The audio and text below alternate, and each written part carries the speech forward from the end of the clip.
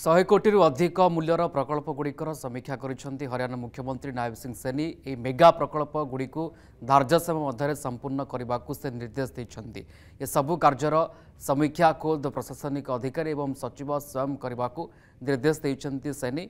Mega प्रकल्पगुड़िकर क्रियान्वयन में गुणवत्तार कौन प्रकार बुझाणा करा बैठक में चिकित्सा शिक्षा जलसेचन विभाग प्रमुख प्रकल्पगुड़िकर समीक्षा करा। दादुपुरु हमीदाहेड पर्यंत नुआ समांतर लाइन चैनल एवं ईडब्ल्यूजेसी आधुनिकीकरण कर प्रकल्पर लक्ष्य अणमौसुमी समय हथनीकुंड ब्यारेज क्षति को कम करने।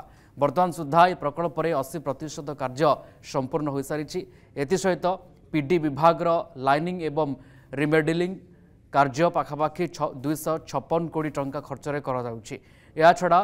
गुरुग्राम जल जोगाण प्रकल्प खूब शीघ्र शिलान्यास करेंगे हरियाणा सरकार। यह व्यतीत वाटर ट्रिटमेंट प्लांट रे पानीर गुणवत्ता सुनिश्चित करने को निर्देश देते मुख्यमंत्री नायब सिंह सैनी।